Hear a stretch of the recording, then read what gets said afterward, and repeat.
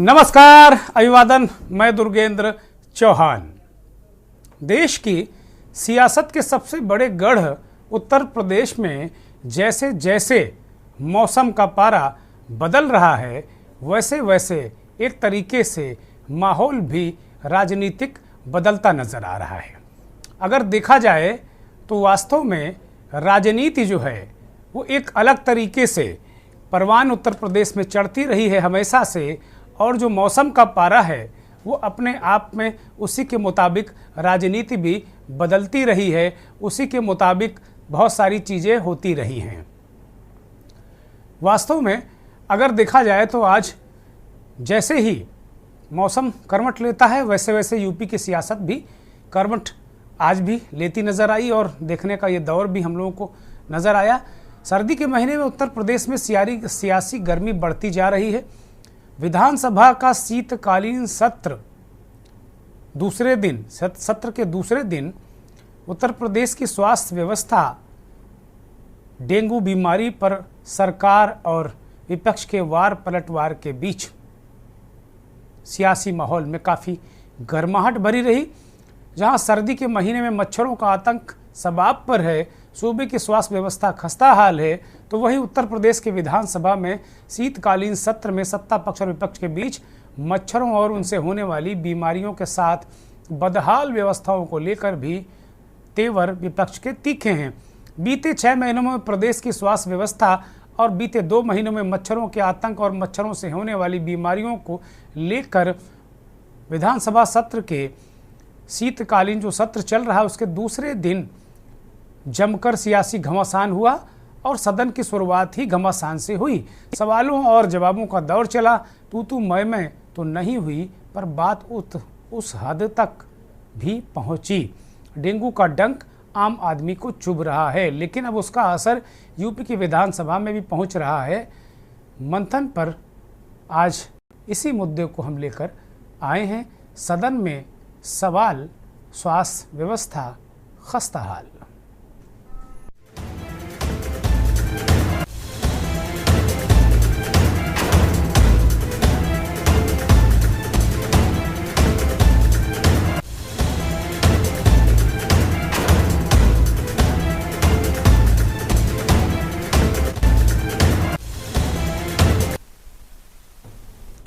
अरसे के बाद अमूमन आमतौर पर अभी हाल के वर्षों में हमने जिस तरीके से विधानसभा के सत्र या संसद के जो सत्र देखे हैं, उनमें या तो किसी नेता पर टिप्पणी, किसी पार्टी पर टिप्पणी, किसी पार्टी के शीर्ष नेता पर टिप्पणी,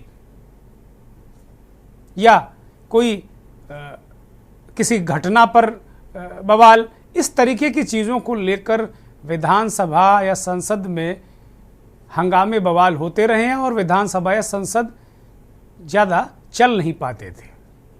उत्तर प्रदेश के विधानसभा में भी अगर पिछला कार्यकाल जो पिछला सत्र था उस पर बहुत सारे महत्वपूर्ण बिंदु रखे गए, लेकिन आमतौर पर जो जन सरोकार के मुद्दे हैं, जन सुविधा के मुद्दे हैं, वो विधानसभा तक आ नहीं पाते, या विपक्ष उन्हें रखता नहीं या रख नहीं पाता। बहुत सारे सवाल नज़र आते हैं। बहुत वक्त के बाद एक काफ़ी अंतराल के बाद एक डेंगू जैसा मसला उत्तर प्रदेश की विधानसभा में गूंजा। मैं बधाई दूंगा इस मंच से उत्तर प्रदेश के विपक्षी दलों को कि कम से कम उन्होंने जो व्यवस्थाएं थी उनको कम से कम सरकार को आईना दिखाने का काम किया। हो सकता है सरकार की बहुत अच्छी व्यवस्थाएं रही हों, लेकिन जो जनता है उत्तर प्रदेश की 25 करोड़ जनता, वो इससे ज़्यादा अच्छी व्यवस्था चाहती है, और इसीलिए भारतीय जनता पार्टी की सरकार उसने बनाई है। इसीलिए शायद वहाँ बीजेपी को प्रचंड बहुमत के साथ सत्ता पर यहाँ के लोगों ने बैठाया कि हम अच्छी नहीं, हम बहुत अच्छी व्यवस्था चाहते हैं। लेकिन एक बात ये भी सच है कि जिस तरीके से विपक्ष हमलावर था वो वास्तव में बेवजह नहीं था। उत्तर प्रदेश के जिलों से पिछले 2 महीने से बहुत बुरी खबरें आ रही हैं। 7 साल के बच्चे की मौत, 4 साल के बच्चे की मौत, नौजवान की मौत, किसान की मौत, 29 साल का आदमी, 28 साल का आदमी, 18 साल का लड़का, मौतों का सिलसिला लगातार चल रहा था। बूढ़े बुजुर्ग की तो गिनती ही मत करिए। डेंगू से बहुत भयानक मौतों का सिलसिला लगातार चलता रहा है। और ये भी आरोप विपक्ष लगाता रहा है कि इन जो मौतों की गणना या इनका रिकॉर्ड नहीं, सरकार इनका रिकॉर्ड जो है स्वास्थ्य विभाग नहीं एकत्र कर रहा, क्योंकि वो आंकड़े फिर आपको सामने रखने पड़ेंगे। बहुत सारे लोग इस बात को जानते हैं कि डेंगू की जांच, डेंगू और चिकनगुनिया, ये दो बीमारियां बड़ी भयानक तरीके से इन 2 महीनों में लोगों के घरों तक घुसी और एक नहीं, परिवार का परिवार बीमार रहा। बहुत सारे लोगों ने अपने परिजन खोए, प्रियजन खोए। ये निश्चित तौर पर भले ही सत्ता पक्ष को ऐसा लग रहा हो कि उसने बहुत सारी अच्छी व्यवस्थाएं कर दी हैं, लेकिन प्रदेश बहुत बड़ा है, उम्मीदें बहुत बड़ी हैं सरकार से और बहुत सारी चीज़ें। और ये डेंगू, मलेरिया या इस तरीके की जो आम लोगों की समस्याएं हैं, वो शायद मीडिया का विमर्श भी नहीं बनती। बहुत बड़े बड़े एंकर्स और पत्रकारों, जो पत्रकारिता, जो बाबूराव विष्णुराव पराड़कर और अमर शहीद गणेश शंकर विद्यार्थी की कस्में खाकर पत्रकारिता करने का दावा करते हैं, उनके विमर्श में भी इस तरीके की समस्याएं नहीं आती हैं, डेंगू और इस तरीके की समस्याएं। उत्तर प्रदेश के विपक्ष ने इस मुद्दे को रखा और विधानसभा शुरू होने से पहले ही समाजवादी पार्टी मुख्य विपक्षी दल ने जबरदस्त प्रदर्शन किए। वो तस्वीरें आपको दिखाते हैं। लगातार समाजवादी पार्टी के लोग ये तख्तियां लेकर विधान भवन में गए और उन्होंने स्वास्थ्य व्यवस्थाओं के बुरी स्थिति को बताते हुए, तख्तियां लहराते हुए नारेबाजी की। और वहीं बाद में सदन शुरू होने पर डेंगू को आधार बनाकर शुरुआत में उन्होंने उत्तर प्रदेश की खस्ता हाल स्वास्थ्य व्यवस्थाओं को मुद्दा बनाया। यानी विधान भवन के अंदर कम से कम ये आवाज़ गूंजी कि उत्तर प्रदेश में स्वास्थ्य व्यवस्था और ठीक करिए सरकार। और स्वास्थ्य व्यवस्था को कटघरे में विपक्ष ने खड़ा किया और उसके बाद सदन में फिर इस पर काफ़ी बहस और चर्चा हुई। हालांकि सरकार ने सफाई दी और एक विधायक खुद जो डेंगू पीड़ित थे, जैसा वो बता रहे थे, विधानसभा अध्यक्ष और उनके बीच भी कुछ बातचीत हुई, बड़ी महत्वपूर्ण बातचीत हुई। ये मुद्दा वास्तव में सबसे पहले सदन में लालजी वर्मा ने, समाजवादी पार्टी के विधायक लालजी वर्मा ने रखा और उन्होंने कहा कि डेंगू जैसी गंभीर बीमारी और उसके बचाव में जो भी काम सरकार ने किए हैं वो पर्याप्त नहीं हैं और उनको कम से कम किया जाना चाहिए। डेंगू और जो चिकनगुनिया ऐसी जो बीमारियां हैं, उनसे बहुत ज़्यादा लोग त्राही कर रहे हैं, बहुत ज़्यादा लोग परेशान हैं। लालजी वर्मा ने सदन में किस तरीके से इस मुद्दे को रखा और उसके बाद फिर वार पलटवार हुआ, आप सुनिए।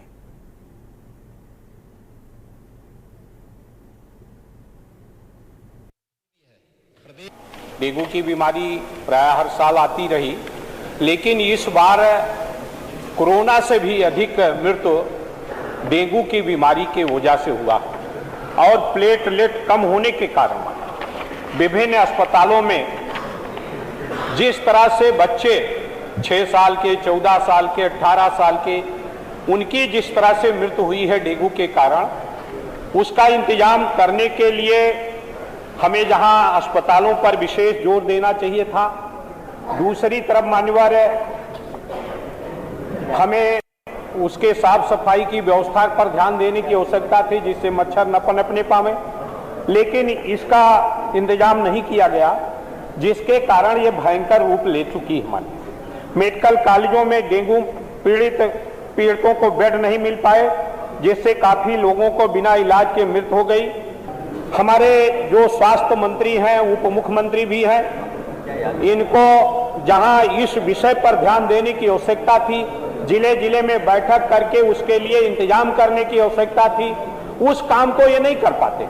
मान्यवर ये अपने सारी ऊर्जा कि कैसे सत्ता परिवर्तन हो इसमें खर्च करने का काम करते हैं, दूसरे विभागों पर ऊपर विशेष ध्यान देने का काम करते हैं।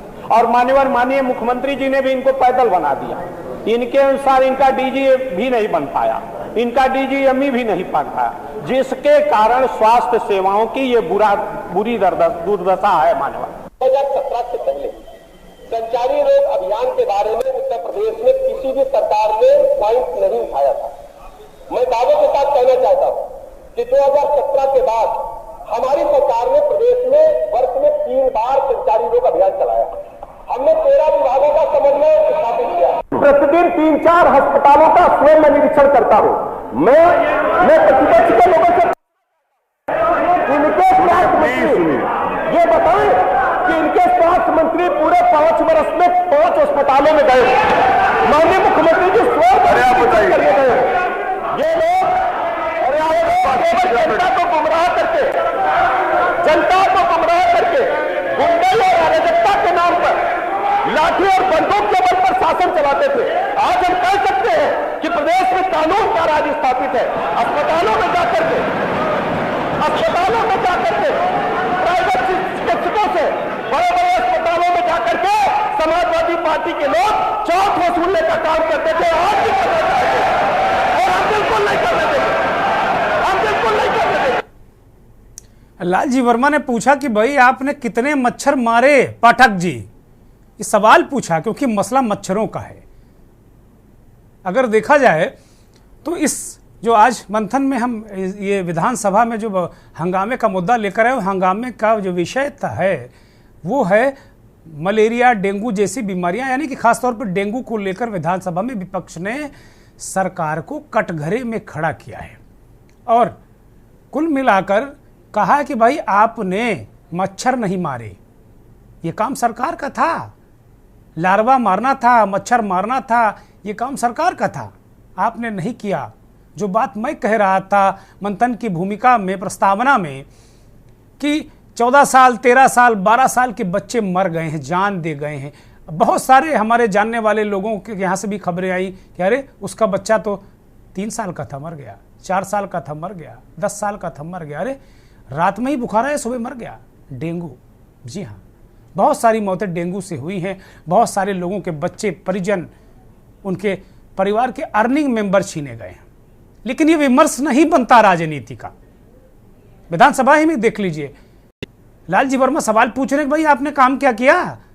वो कह रहे हैं बताओ समाजवादी पार्टी के लोग लाठी और गोली के दम पर अपनी सरकार चलाते थे, लॉ एंड ऑर्डर खराब करते थे। विषय लॉ एंड ऑर्डर पर सवाल नहीं है पाठक जी, स्वास्थ्य व्यवस्था पर सवाल है, उस पर जवाब देना है आपको। ऐसा नहीं कि हम पूछें आप बताओ कि आप तो इमली बहुत खाते हैं, आप तो शरबत बहुत पीते हैं। इसका क्या मतलब उत्तर प्रदेश की जनता से? बहुत अहम मुद्दा है मेरे हिसाब से, बहुत ही अहम मुद्दा है और डेंगू को लेकर बहुत गंभीर होना चाहिए था। और ये मच्छर जनित बीमारी है अपने आप में, जिससे मच्छरों ने बहुत सारे लोगों की जान ली है। निश्चित तौर पर सरकार की जिम्मेदारी है। स्वास्थ्य मंत्री जी कहते हैं कि इनके मंत्री जी, इनकी सरकार में जो स्वास्थ्य मंत्री थे वो एक तरीके से दौरे नहीं करते थे। हम तो 3-4 अस्पतालों में रोज जाते हैं, लेकिन होता क्या है मंत्री जी, उप मुख्यमंत्री जी, होता क्या है? व्यवस्था सुधरती है क्या? क्या सिस्टम आपकी बात मानता है क्या? ये बहुत सारे सवाल हैं। इसके बाद अखिलेश यादव और नेता सदन योगी आदित्यनाथ जो मुख्यमंत्री भी हैं और नेता प्रतिपक्ष अखिलेश यादव के बीच भी इस मुद्दे को लेकर नोक-झोंक और तीखी बातचीत भी हुई है। कि सामान्य बीमारियों का भी इलाज अस्पतालों में नहीं है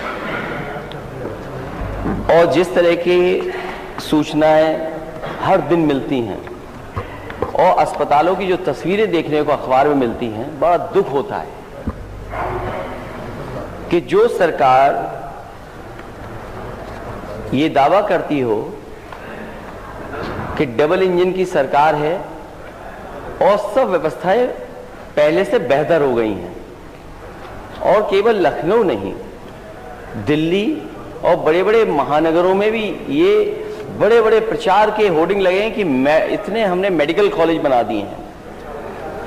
अगर सूचनाएं जो मिल रही हैं और डेंगू जैसी बीमारी का जो सरकार इलाज ना करा पा रही हो, वो सपना देख रही है $1 ट्रिलियन इकोनॉमी का, और डेंगू सामान्य बीमारी है, किस ऐसी है बीमारी जिसका इलाज नहीं है, ये तो सरकार बताएगी। लेकिन जो सूचनाएं आई हैं, क्या दुख नहीं होता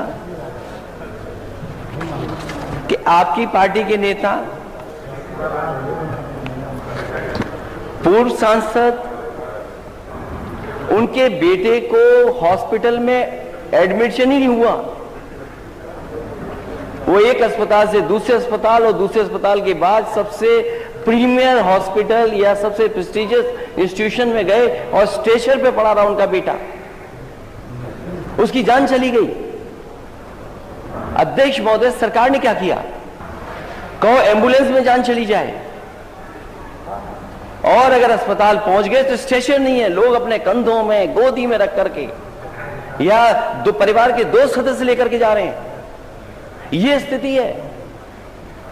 और अस्पताल में बेड नहीं, 2-2 भर्ती थे जिस समय डेंगू अपने पीक पे, जब डेंगू था तो अस्पतालों में एक बेड पर 2-2 मरीज थे। महोदय, माननीय सदस्य ने बहुत महत्वपूर्ण मुद्दे की ओर ध्यान आकर्षित किया है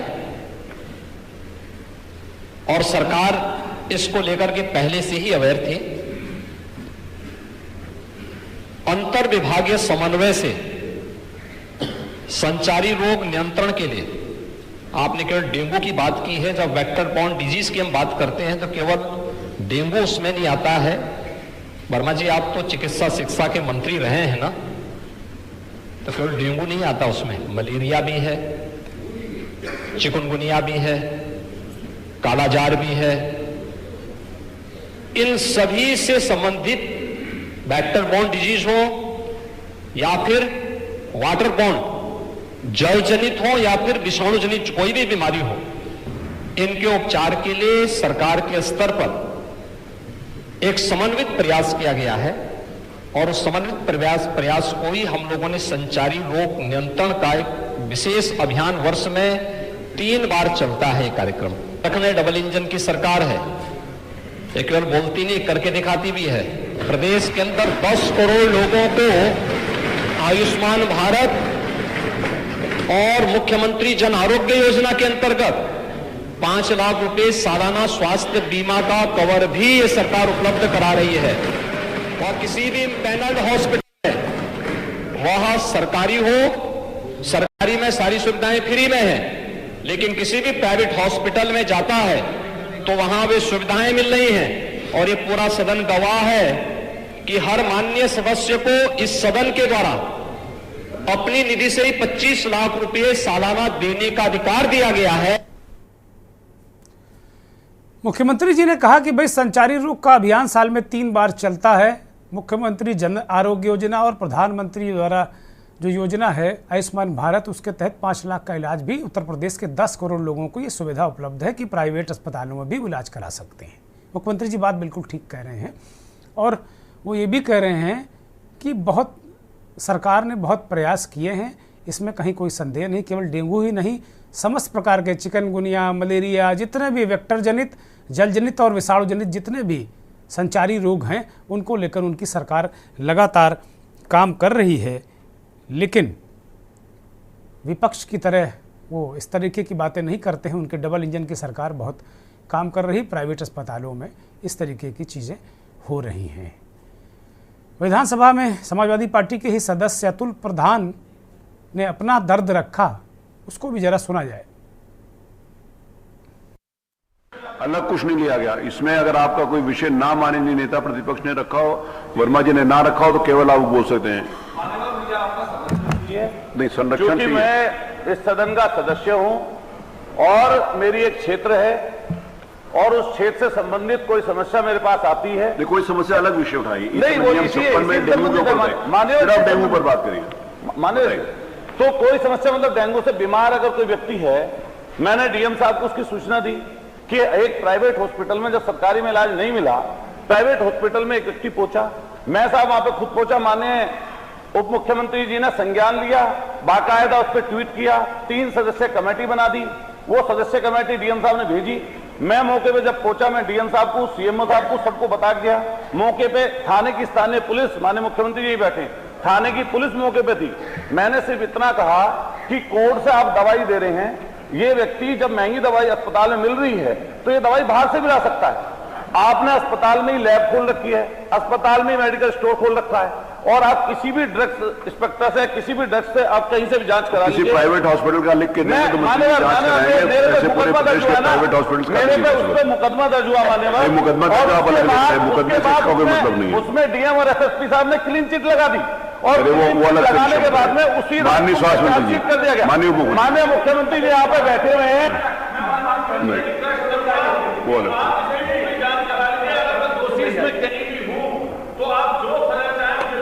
लेकिन मेरा वो लिख के दे दीजिए, वो लिख के दे दीजिए, मैं माननीय संसदीय कार्य मंत्री की बात भेज दूंगा। अतुल प्रधान ये कहना चाह रहे थे कि जो बात मुख्यमंत्री जी कह रहे थे कि आयुष्मान कवर है, मुख्यमंत्री जन आरोग्य योजना के तहत यहाँ के 10 करोड़ लोगों को एक कवर मिला हुआ है, सुरक्षा मिली हुई, कवच मिला हुआ है, उसके मुतालिक वो बात कर रहे थे कि भाई उस जो आयुष्मान कार्ड है उसको मान कहाँ रहे हैं लोग। अगर पता चल जा रहा है कि आयुष्मान कार्ड के लोग ये हैं, बहुत सारे इस तरह केस हमारे पास भी आए कि वो उसको भर्ती नहीं करते, इलाज नहीं देते प्राइवेट वाले, इस तरह की भी शिकायतें आई हैं। तो प्राइवेट, जैसे अतुल प्रधान किसी प्राइवेट अस्पताल के जिक्र कर रहे थे, मुकदमा भी दर्ज हुआ लेकिन एसपी और डीएम ने क्लीन चिट लगा दी, तो इस पर भी सरकार को देखना होगा।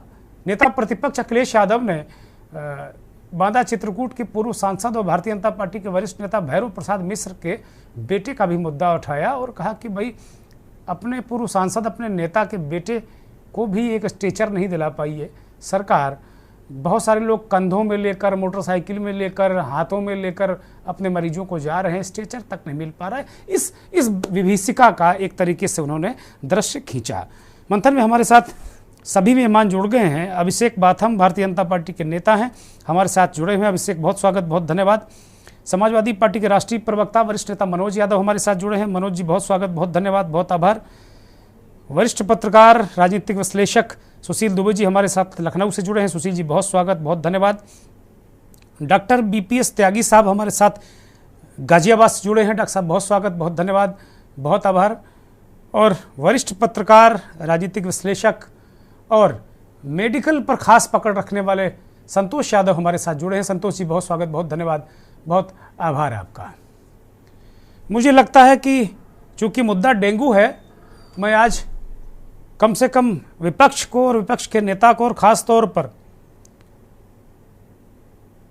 मैं मनोज यादव को बधाई दूंगा कि कम से कम बहुत दिनों के बाद मुझे कोई जन सरोकार का मुद्दा विधानसभा के अंदर उठता नजर आया। ये बात दिग्गर है, सरकार ने क्या कहा, विपक्ष ने क्या कहा, विपक्ष ने क्या कहा, कितना सच है कितना झूठ है, मैं इस पर नहीं जाता, लेकिन कम से कम जो आम आदमी का दर्द है वो विधानसभा या संसद का सरोकार नहीं बनता। आजकल ये चलन चल गया है कि मेरे नेता को गाली दी, उस मुद्दे पर विधानसभा में हंगामा, तेरे नेता को गाली दी, इस मुद्दे पर विधानसभा में हंगामा, लोकसभा में हंगामा, राज्यसभा में हंगामा, या किसी संप्रदाय को, किसी वर्ग को इस तरह की गाली देना, किसी इस तरह की चीज़ों को लेकर लगातार चर्चा होती रही है। हालांकि लॉ एंड ऑर्डर जैसे विषय बड़े महत्वपूर्ण होते हैं, लेकिन इतना महत्वपूर्ण जो लगता नहीं है सरकारों को, सिस्टम में बैठे अधिकारियों को, डेंगू बहुत हल्का फुल्का मसला लगता होगा। मुझे नहीं लगता कि वो लगता होगा अरे ठीक है बुखार आ गया, लेकिन मैंने देखा है चटपट मरते हुए लोगों को, रोते हुए बिलखते हुए लोगों को देखा है। बहुत दिनों के बाद उत्तर प्रदेश की विधानसभा में जनता की आवाज़ में गूंजते देख रहा हूँ। मैं मंथन की शुरुआत सबसे पहले डॉक्टर त्यागी से करूँगा। डॉक्टर त्यागी, आपके पास आ रहा हूँ। बहुत नमस्कार, बहुत शुक्रिया आपका, बहुत धन्यवाद, आभार कि आपने हमें ज्वाइन किया। डॉक्टर साहब, जैसे कि बात हो रही है, डेंगू जो हाल में 2 महीनों में लगातार पीड़ित रहे हैं तमाम लोग, बहुत सारी जानें गई, इसको किस तरीके से आप देख रहे हैं? कितनी बड़ी विभीषिका उत्तर प्रदेश की जनता ने झेली है, क्योंकि सदन में बात होती है, कहीं बात होती है तो बहुत, मुझे नहीं लगता है कि बहुत इस बात पर जोर रहता। स्वास्थ्य मंत्री जी को मैं सुन रहा था, उनका इस बात पर जोर था कि समाजवादी पार्टी के लोग लाठी डंडे लेकर और बंदूक लेकर सरकार चलाते थे। वो ये बता नहीं रहे कि मच्छर को क्यों नहीं मार पाए, ये नहीं बता रहे हैं वो। तो डेंगू को किस तरीके से आप, कितनी खतरनाक बीमारी हो, किस तरीके के मरीज, कितनी विभीषिका, कितनी पीड़ित, कितनी मौतें, ये किस तरह से आप दर्शकों के सामने रखेंगे डॉक्टर त्यागी?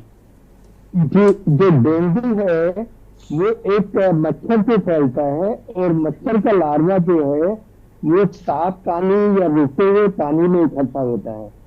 आपने सुना होगा कि यहाँ पर यमुना और हिंडर से बाढ़ आई थी, मैं गाजियाबाद की बात कर रहा हूँ, तो इस वक्त से हमारे यहाँ डेंगू था और जो डेंगू का स्प्रे करना चाहिए, क्योंकि ये मच्छर दूसरे काटता है तो वो इसको रात में होता है, रात को 6 बजे से स्प्रे होता है और उसका फिर बहुत से लोगों में परीक्षा करता है।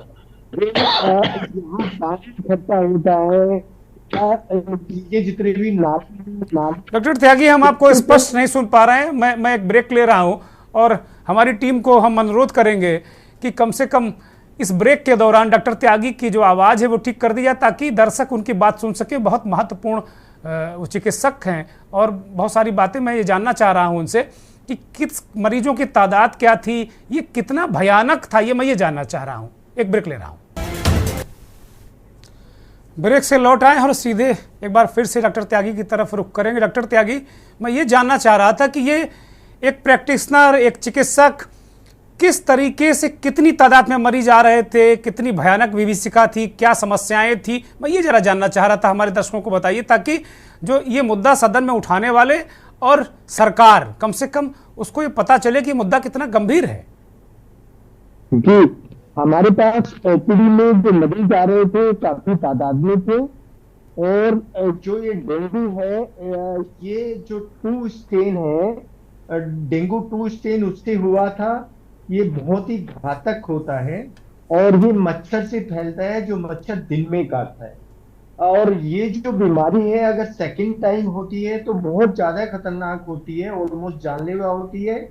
और सबसे बड़ी बात, अगर किसी ऐसे व्यक्ति को होता है कि जिसको इम्यूनो कम्प्रोमाइज कोई भी व्यक्ति है, उसको डायबिटीज है, उसको कैंसर है, छोटे बच्चे हैं, ओल्ड एज वाले बच्चे हैं, तो उनको ज्यादा ये घातक होता है जी। अब अगर मैं गाजियाबाद की बात करूं तो गाजियाबाद में जो बाढ़ आई थी यमुना में और रिंडन में, उसके बाद जो पानी इकट्ठा हुआ था तो डेंगू के बहुत मरीज देखने को मिले।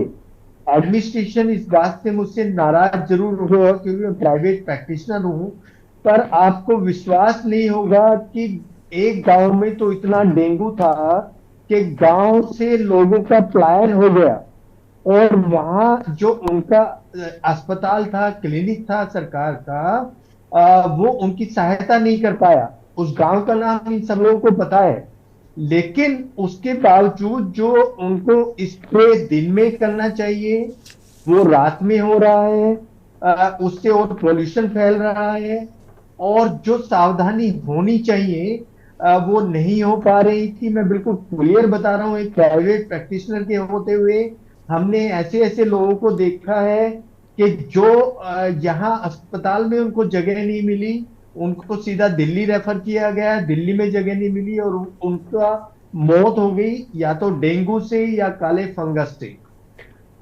ये सब चीजें जो अभी उठाई गई हैं सदन में, मैं आभार करता हूं माननीय अखिलेश जी का। मैं किसी पार्टी को बिलोंग नहीं करता हूं, पर ये सदन में उठनी चाहिए थी, मुझे बहुत खुशी है।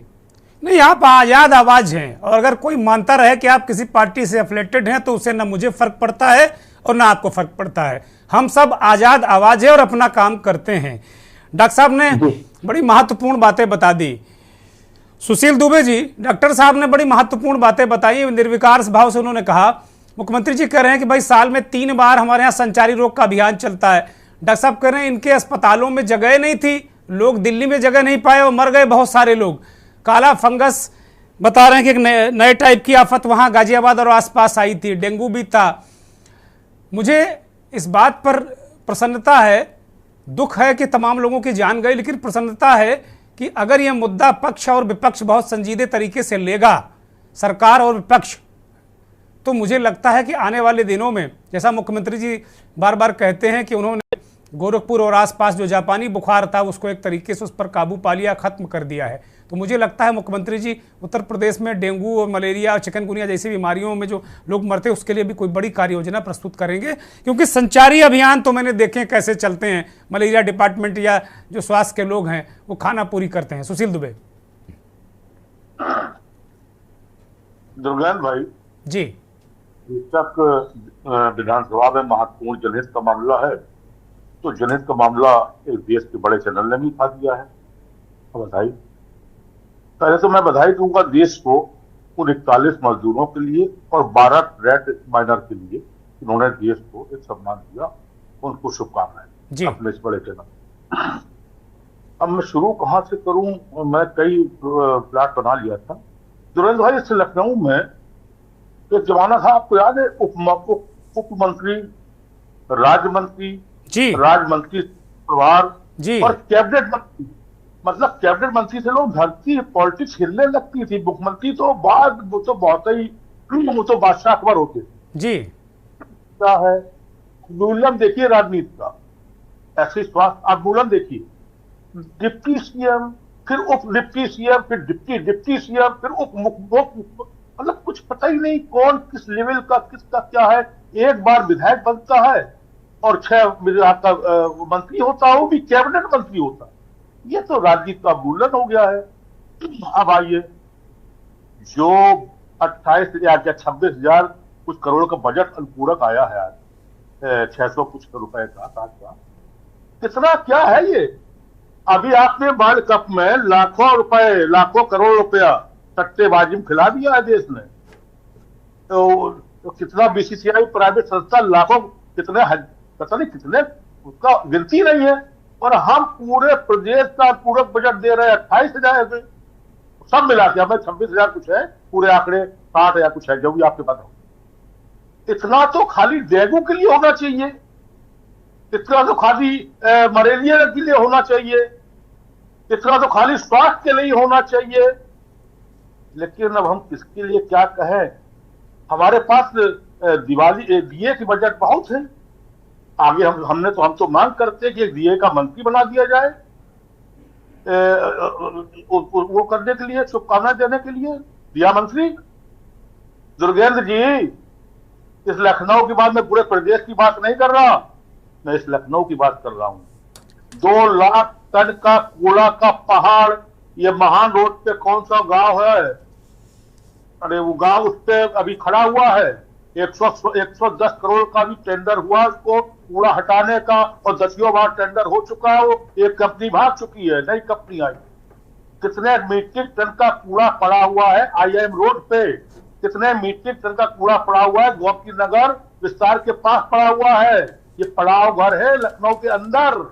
आप सुनिए, आप करोड़ों रुपया नगर निगम खर्च करता है। मैं सबकी बात करूंगा, अभी विश्वास में भी आऊंगा, अभी पाठक जी पे भी आऊंगा।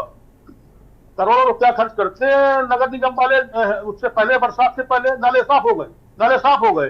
फिर वो रोशन जैसा वो कमिश्नर जी मैडम और ये जो इंद्रजीत जी है मैंने वो लिए वो घुटने भर पानी पड़े रहते हैं। कितना कीचड़! केवल नगर का, लखनऊ का हैदर कैनाल नाला साफ कर दे, मैं 100 नाले की बात ही नहीं करता हूँ, डेंगू मलेरिया खत्म हो जाएगा। अरे आप कोकराल नाला साफ कर दो।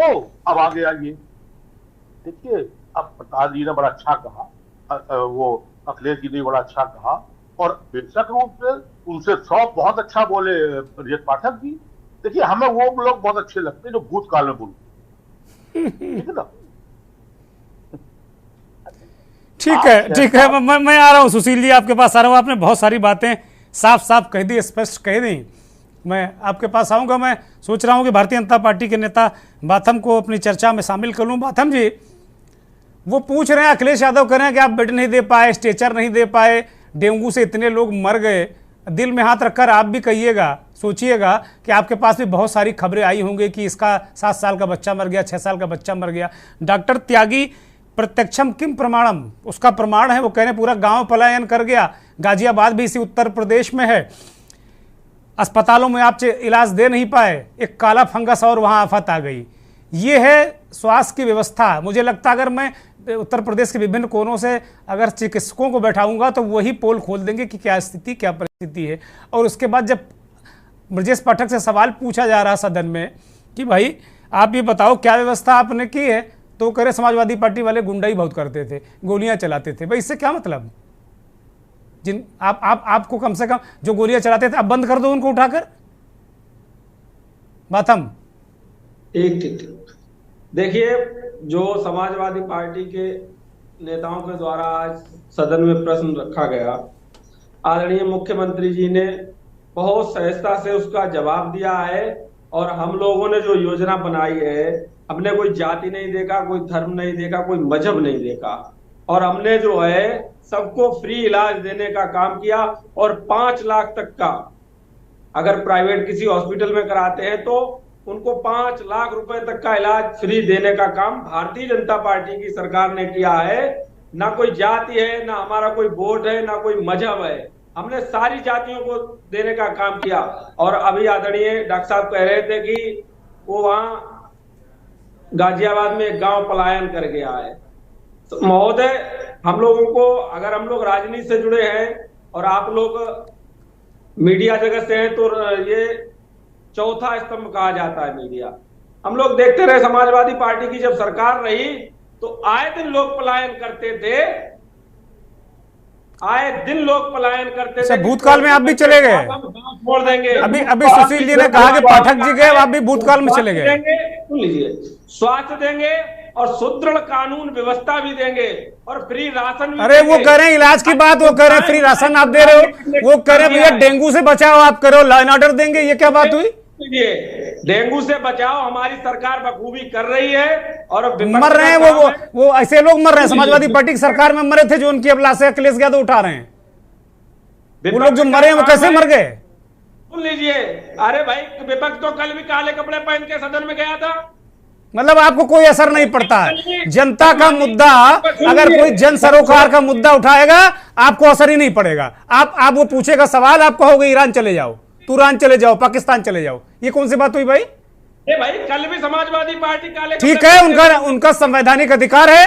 आप भी विपक्ष में थे तो आप खोपड़ी में सिलेंडर लेकर जाते थे, आप झंडा ठहराते थे, आप नहीं करते। जो विपक्ष का कर्तव्य कर रहे हैं। लेकिन आज उन्होंने डेंगू का मुद्दा उठाकर क्या कोई गुनाह कर दिया क्या? बातम सरकार अपनी जगह पर बिल्कुल ठीक काम कर रही है और विपक्ष का काम है सिर्फ हो हल्ला फैलाना।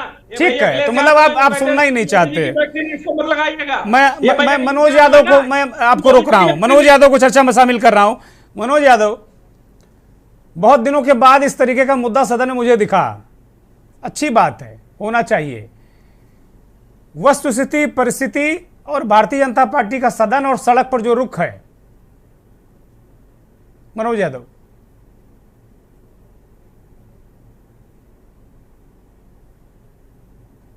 अनम्यूट करिए। जी दुर्गेन जी, नमस्कार। नमस्कार, प्रणाम जी।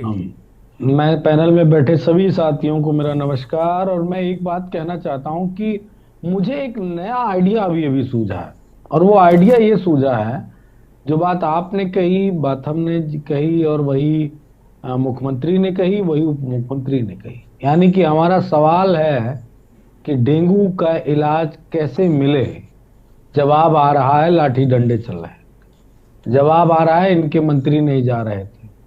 अब हमें लग रहा है, मैं अपने राष्ट्रीय नेतृत्व से, आदरणीय अखिलेश यादव जी से, आदरणीय शिवपाल जी से, और पार्टी के सभी सीनियर नेताओं से और विपक्ष के साथियों से, अब हम लोग अपनी बात, अगर ये सरकार इसी तरह रिएक्ट करे तो हम लोगों को कोई मंदिर चुनना चाहिए, उस मंदिर के सामने ले चलें और वहां ढोल मंजीरा भी आपका कॉपीराइट नहीं है महाराज, फंस जाओगे चक्कर में। सुनिए, नहीं, वहां जाके हम लोग कहें, हे भगवान डेंगू बहुत फैल रहा है, और कोई सुन नहीं रहा है, तब शायद, मेरे ख्याल से, मेरा मतलब आप समझ गए होंगे जी, मैं इस बात को कहां ले जाना चाह रहा हूं। तब शायद बेशर्मी की चादर ये सरकार हटाए। मुझे एक ये रास्ता नजर आ रहा है। देखिए, अगर सरकार ने बहुत काम किया तो संचारी रोग, खैर ही है, संचारी रोगों का, जापानी बुखार का, काले ज्वर का, पता नहीं कितनी बीमारियां गिनाई मुख्यमंत्री जी और उप मुख्यमंत्री जी, दोनों लोग जानते हैं क्या गिनाते? इतने लाख रुपए का हमने डेंगू रोकने के लिए छिड़काव किया, इतने करोड़ लोगों को मच्छरदानी बांटी गई।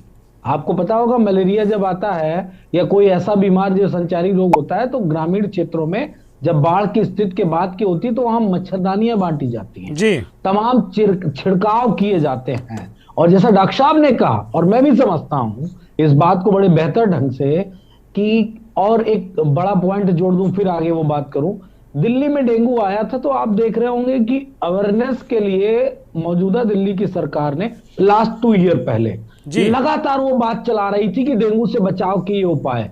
टायर में पानी, कूलर में पानी, फलाना धमाका, वो पूरा दिन टीवी चैनल्स पे। इस बात के लिए मैं आप लोगों को कनेक्ट कर रहा हूं कि आपको कितना प्रचार करने के लिए एडवर्टाइजमेंट मिला कि डेंगू से बचाव के उत्तर प्रदेश की सरकार इतना अवेयरनेस के लिए प्रोग्राम कर रही है। आप लोग बताओगे कि कितना बजट आपको मिला और कितने प्रोग्राम ये मिले कि 24 घंटे, जब महामारी छाई है तो 24 घंटे वो चलने चाहिए, हर घंटे में कम से कम 10 बार 20 बार चलना चाहिए। एक ही मिनट का तो अवेयरनेस प्रोग्राम होता है, उससे भी कम होता है, 30 सेकंड 40 सेकंड का होता है। लेकिन आप लोग इस बात की पुष्टि करो कि सरकार ने वो कौन से प्रोग्राम, दवाई इलाज वाली अस्पताल वाली बात की बात है, डेंगू हो कैसे ना, इंजेक्शन से थोड़ी नहीं। वो तो अगर बचाव के उपाय बता दिए जाएंगे तो लोग बड़े कपड़े पहनना शुरू कर देंगे। ये भी तो कहते हैं फुल आस्तीन के कपड़े पहनना, मोजे जूते पहने रखो, तो उससे भी बचाव हो सकता है। क्या उपाय किया सरकार ने? ये मुख्यमंत्री ने जवाब दिया क्या? और इनका हजारों करोड़ रुपए का बजट है दुर्गेन जी, हजारों करोड़ रुपए का बजट है प्रचार प्रसार का। लेकिन इस सरकार ने, मुझे नहीं लगता कि मैं भी एक मीडिया का व्यक्ति हूं, मैं भी आप लोगों के संरक्षण में हमेशा रहता हूं, प्रतिदिन रहता हूं, किसी ब्रेक में मैंने नहीं देखा कि सरकार ने एक सिंगल 30 सेकंड का प्रोग्राम चलाया हो कि डेंगू से बचाव के लिए उत्तर प्रदेश की जनता ये प्रोग्राम, ये तरीके, ये चीजें अपनाए। मेरा गला फट गया था, विश्वास करिए। कोरोना में मैं पहला व्यक्ति था जो चिल्ला चिल्ला के कह रहा था कि कोरोना से बचाव के अवेयरनेस के तमाम सारे प्रोग्राम चलाइए, जिससे आम जनता को पता चले कि कोरोना से कैसे बचा जा सकता है। बड़ी बेशर्मी के बाद, महीनों भर बाद उत्तर प्रदेश में प्रोग्राम चल पाए, महीनों भर बाद। आप हमें गाली दे लो, कोई दिक्कत नहीं, हम विपक्ष में, हम आपकी गालियां सुन लेंगे, आपके आरोप हम झेल लेंगे। लेकिन ये कहां से राजनीति सीख के आए हो? ढोल मंजीरा वाली राजनीति चाहते हो क्या? चल सन्यासी मंदिर में, मतलब ढोल बजाएं, तब समझ में आएगा कि उत्तर प्रदेश में दिक्कत है। भैया आपको जनता ने ये जिम्मेदारी दी कि उत्तर प्रदेश की जो भी समस्या है उसका निजात आप करोगे, ठीक है। लेकिन आप कहां, ऐसे हवाई जहाज से उड़ते हैं, कहीं पहुंच गए तेलंगाना, आप कहां, कहीं राजस्थान, कहीं आप कहां, कहीं आप तो मध्य प्रदेश में, कहीं आप कहां छत्तीसगढ़ में। माननीय मुख्यमंत्री जी लगातार पूरी तरीके से चुनाव मंत्री बन गए हैं। मुख्यमंत्री, पार्टी ने जिम्मेदारी दी है मनोज यादव, तो जाना ही पड़ेगा। पार्टी अगर कहेगी तो जाना ही पड़ेगा भाई। तो यहाँ मच्छर विपक्ष वालों से मरवा दें, उन्हीं जिम्मेदारी दे दें कि विपक्ष वाले छिड़काव कर लो तुम लोग, तुमको तो चुनाव प्रचार करना नहीं है। यही कुछ नियम कानून। और ये डॉक्टर्स हैं, ये सारे विभाग, जितने भी विभाग हैं, उन विभागों की क्या जिम्मेदारी और इनका बजट क्या है?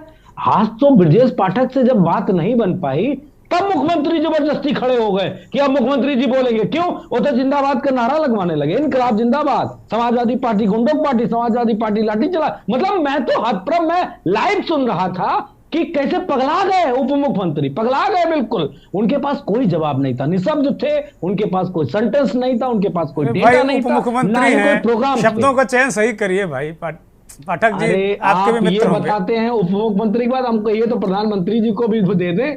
जनता है, कुछ भी दे सकती नेताओं को। अब हमें तो गुंडा कह देते, लाठी डंडा कह देते, हम बुरा न मानते, इसलिए नहीं मानते। चलिए मैं एक छोटा सा रिएक्शन अभिषेक बाथम से ले लेता हूं। मनोज भाई मैं आता हूं दूसरे राउंड में। अभिषेक बाथम एक छोटा सा रिएक्शन, फिर मैं संतोष यादव के पास जाऊंगा। मुझे लगता है संतोष यादव बहुत सारे आंकड़ों के साथ में बैठे हैं। ये दिन भर उत्तर प्रदेश भर के मरीजों के बारे में मुझे फोन करते रहते कि यहाँ ये हो गया, वहाँ वो हो गया, दिन भर। संतोष यादव के पास बहुत सारी जानकारियां हैं, वो स्तुति से भी बताएंगे। बोलिए बाथम जी। देखिए भाई साहब, समाजवादी पार्टी का काम गुमराह करने का है और ये बखूबी सदन छोड़ के भागने वाले लोग हैं। आज जाने कैसे इनको सदन में जो है ये याद आ गई कि साहब डेंगू हुआ और मच्छर रहे, उससे डेंगू फैल गया।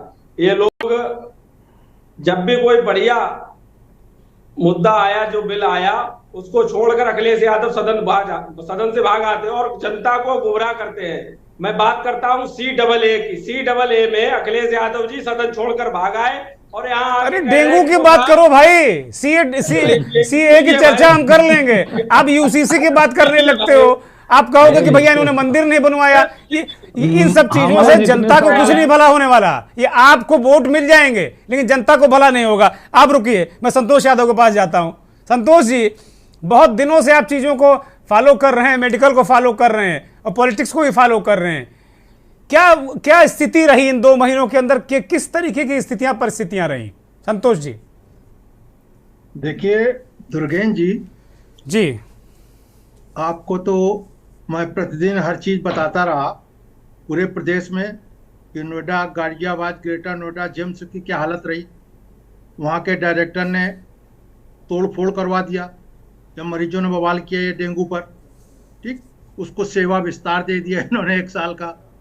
देखिए मतलब जो उसको सेवा विस्तार, अब आइए समझिए, सेवा विस्तार उसको दे दिया इन्होंने जी। अब आइए डिप्टी सीएम महोदय, हमारे आदरणीय डिप्टी सीएम महोदय मेन मुद्दे पे क्यों नहीं आ रहे?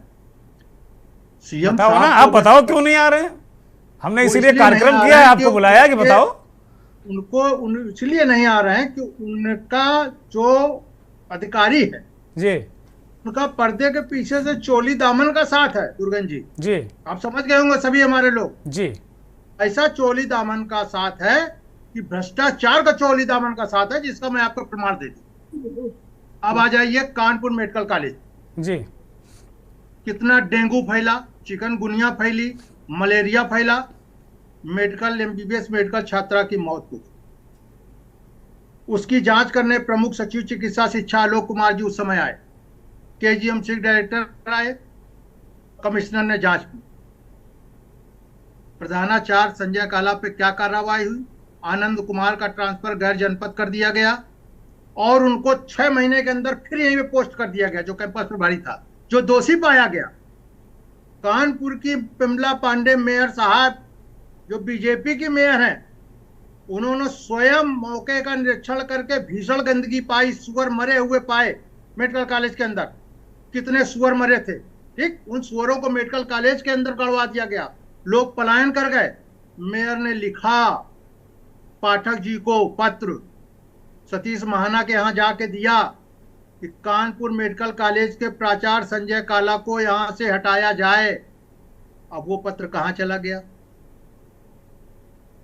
पाठक जी के हाथ में दिया, मुख्यमंत्री ने उस पर जांच के आदेश दिए। अरे वही बात तो अतुल प्रधान कह रहे हैं संतोष यादव। अतुल प्रधान कह रहे हैं कि भाई जिसकी पाठक जी ने जांच के आदेश दिए, डीएमएसपी जांच कर रहे हैं और दोनों ने क्लीन चिट दे दी उस अस्पताल को जिसने आयुष्मान धारक को इलाज ही नहीं दिया, उसको दवाएं पता नहीं कहां से खरीदवाई। ये दशा है। मुख्यमंत्री की बात कर रहे हैं। मुख्यमंत्री ने स्पष्टीकरण तलब किया जब आलोक कुमार ने अपनी रिपोर्ट दी संजय काला के लिए, तो स्पष्टीकरण तलब हुआ। काला को उसी आधार पर तत्काल हटा देना चाहिए था। देखिए वो जांच हुई, जांच कहां चली गई आज तक पता नहीं चला। इसका जिम्मेदार कौन है बताइए भाई? अभिषेक बाथम, इसका जिम्मेदार कौन है? पत्र कहां चला गया? मैं पूछ रहा हूं, मैं पूछ रहा हूं संतोष जी मैं पूछ रहा हूं। मैं जानता हूं बहुत बड़ी लंबी चौड़ी गठरी है आपके पास, चूंकि आज मेरे पास उतना लंबा वक्त नहीं है। आज मसला पॉलिटिकल भी है। एक मिनट दुर्गन जी, संक्रामक रोग चिकित्सालय एक है, ठीक, उसको आपने उठा के हृदय रोग संस्थान को दे दिया। उत्तर प्रदेश का एक कानपुर का संक्रामक जिसमें सैकड़ों किलोमीटर से लोग आते थे, अब उसको आपने आधा दे दिया। यहाँ के प्राचार्य से लेकर सबने, उप प्रधानाचार्य कमेटी सबने विरोध करके भेजा आलोक कुमार के पास। उन्हीं आलोक कुमार ने उसको हरी झंडी दे के आधा भाग दे दिया, फिर दे दिया, पूरा दे दिया। अब आप बताइए वो कहाँ जाए? इनके पास कोई साधन है नहीं। कानपुर में डेंगू चिकुनगुनिया के एक वार्ड में 100 ठासे पड़े तो मर तो जाएंगे ही एक दूसरे इन्फेक्शन से। बताओ भाई, जवाब दो। अभिषेक बाबू जवाब दे दो भाई। अभी तो प्रमाण है, ना हो तो दौरा कर लीजिएगा जहां जहां ये बता रहे हैं। अब गलत बोल रहे हो तो पकड़ लीजिएगा इनको, संतोष जी को। चर्चा कर रहे हैं, अगर ऐसा हुआ है तो उनके ऊपर कार्रवाई की जाएगी और माननीय मुख्यमंत्री जी को कार्रवाई की जाएगी यार। कार्रवाई के लिए लिखा, कहाँ गई? सुन लो। हाँ सुनेंगे बातन जी, बताइए, हम तो सुनने के बैठे हैं। मुख्यमंत्री जी को स्वयं मिलकर ये कहूंगा कि आप इनके खिलाफ कार्रवाई कीजिए। अगर इस टाइप का कोई पत्र लिखा गया तो 100% मैं इस चैनल के माध्यम से गारंटी दिलाता हूं कि हमारी सरकार कार्रवाई करेगी। दूसरी जो बातन जी, आप सुन लीजिए, आपने तय कर लिया ना?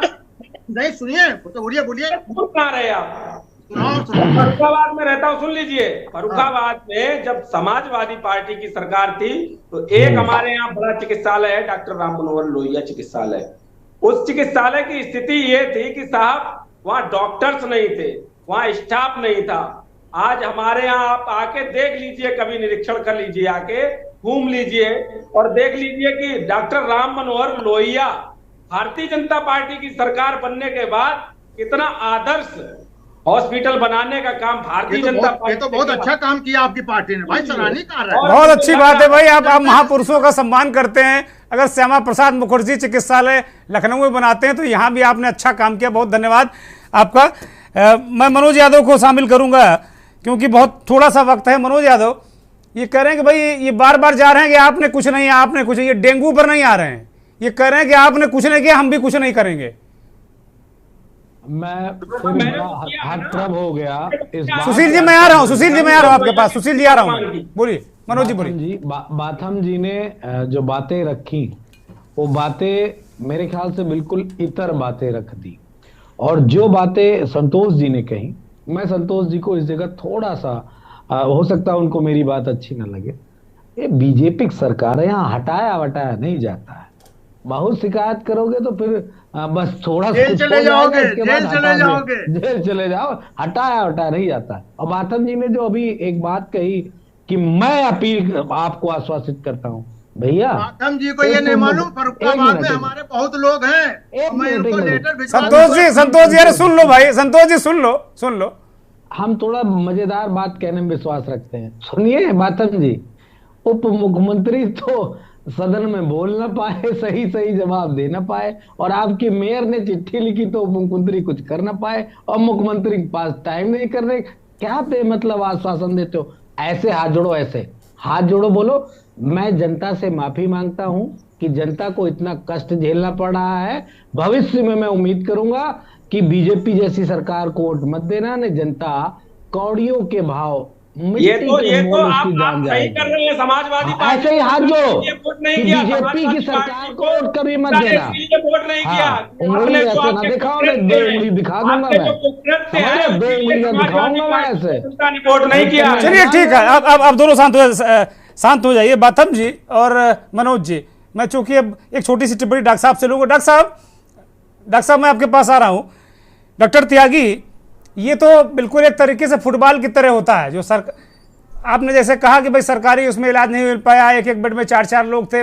संतोष यादव ने भी वो एक चित्र खींच दिया, और संतोष यादव ने इंटरनल पॉलिटिक्स ही बता दी कि स्वास्थ्य विभाग में कैसे चल क्या रहा है। आम आदमी क्या करे डॉक्टर साहब? इसमें देखिए, मैं आपको बिल्कुल क्लियर कट बताने जा रहा हूं कि जो आम आदमी है वो इतना परेशान है कि वो कार्ड तो अस्पतालों में चलता नहीं है जो बनाया गया है। और आपने बिल्कुल सही कहा कि प्राइवेट अस्पताल वाले इसलिए नहीं उसको एंटरटेन करते हैं कि जितना उस ऑपरेशन का या जिसका पैसा मिलना चाहिए उससे 6 गुना कम मिलता है, तो कौन इतना कष्ट उठाएगा और कौन जिम्मेवारी लेगा। ऑपरेशन करने के बाद जिम्मेवारी भी होती है, अगर मरीज को कोई नुकसान हो जाए तो डॉक्टर को जेल भी जाना पड़ता है, उसके अस्पताल भी टूटते हैं। एक बार फूल बरसाने से काम नहीं चलता है, डॉक्टर की रक्षा करनी पड़ती है। अभी यहाँ हमारे यहाँ गाजियाबाद में एक डॉक्टर को एक कवि महाराज ने पीट दिया और उस पे कोई कुछ नहीं बोला। अल्टीमेटली आईएमए सामने आई, उसने माफी मंगवाया। तो ये जो डॉक्टर हैं, ये जो अगर सच बात कहेंगे तो सीएमओ साहब का फोन आ जाएगा। अगर ये अच्छी बात बताना चाहेंगे कि समाज को थोड़ा सा सुधारिए, पानी मत इकट्ठे होने दीजिए, अवेयरनेस प्रोग्राम हम लोग चलाते हैं। मैं यहीं की एक बात बता रहा हूं आपको, ये पॉलिटिकल बात है। एक प्राइवेट चिकित्सक आपको बता रहा है, माननीय वीके सिंह जी ने उप मुख्यमंत्री को चिट्ठी लिखी है कि 4 अस्पताल जो मेरे जिले में बनने थे उनका क्या हुआ, उनकी एक ईंट भी नहीं रखी गई। 100 बिस्तर का अस्पताल है जो पूरा फुल था और यहाँ स्ट्रेचर पे जगह नहीं थी, तो वो 4 अस्पतालों का क्या हुआ। एमपी के इलेक्शन आ रहे, उसका कोई जवाब नहीं दिया गया। अखबारों में निकल रहा है कि वीके सिंह जी ने मुख्यमंत्री साहब को बोला है कि आप डीएम को फोन करिए, यहाँ जितने भी उद्घाटन होते हैं उनमें हमें नहीं बुलाया जाता है। तो सिर्फ ये काम करके वाहवाही लूट के कि टनल से मजदूर निकाले हैं तो माला पहना दो। अपने क्षेत्र में क्या काम किया है गाजियाबाद में? ठीक है डॉक्टर साहब, बड़ी बड़ी महत्वपूर्ण बात है। चूंकि मैं माफी के साथ आपको रोक रहा हूं, मैं चूंकि समय की मजबूरी में ले नहीं सकता, मैं अगली चर्चा में आपको अवश्य बुलाऊंगा और इसी मंथन कार्यक्रम में मैं उत्तर प्रदेश की स्वास्थ्य व्यवस्थाओं का एक एक्सरे करना चाहता हूं। मैं जल्द ही इसको करूंगा क्योंकि मुद्दा विधानसभा में उठ गया है। मैं अंतिम टिप्पणी के लिए सुशील दुबे जी के पास जा रहा हूं और इस निवेदन के साथ में कि बेहद संक्षिप्त। देखिए, मैं एंटाइटल होने के बाद भी आयुष्मान कार्ड होल्डर यूपी से नहीं हूँ, ठीक है। दूसरी बात, आपकी जब डिबेट हो स्वास्थ्य पे तो जो उत्तर प्रदेश के सीएमओ हैं उनकी रेस्ट लिस्ट जरूर बना लीजिएगा, अच्छी बुरी जैसे भी है, कि किस रेट पे किस जिले पर क्या स्थिति बनती है, और उन डॉक्टरों का जरूर हिसाब कर लीजिएगा जो उत्तर प्रदेश के स्वास्थ्य मुख्यालय में, स्वास्थ्य भवन मुख्यालय में जो प्रैक्टिशनर डॉक्टर हैं वो वहां क्लर्कगिरी कर रहे हैं, वहां बाबूगिरी कर रहे हैं, वहां विभागाध्यक्ष बने हुए जो प्रैक्टिशनर हैं उनकी भी जरा लिस्ट बना लीजिएगा, जिनका काम मलेरिया रोकना है, जिनका काम डेंगू रोकना है, जिनका काम दर्द देना, दवा देना है दर्द। बहुत शुक्रिया सुशील जी, बहुत शुक्रिया। बिल्कुल वक्त नहीं है, अभिषेक बाथम आपका धन्यवाद, संतोष यादव आपका धन्यवाद, बहुत धन्यवाद डॉक्टर बीपीएस त्यागी, और बहुत बहुत धन्यवाद मनोज यादव जी, आपका बहुत आभार, बहुत धन्यवाद उन करोड़ों दर्शकों का जो मंथन में। फिलहाल इतना ही, नमस्कार। आप देख रहे हैं के न्यूज़, खबरों का सारथी।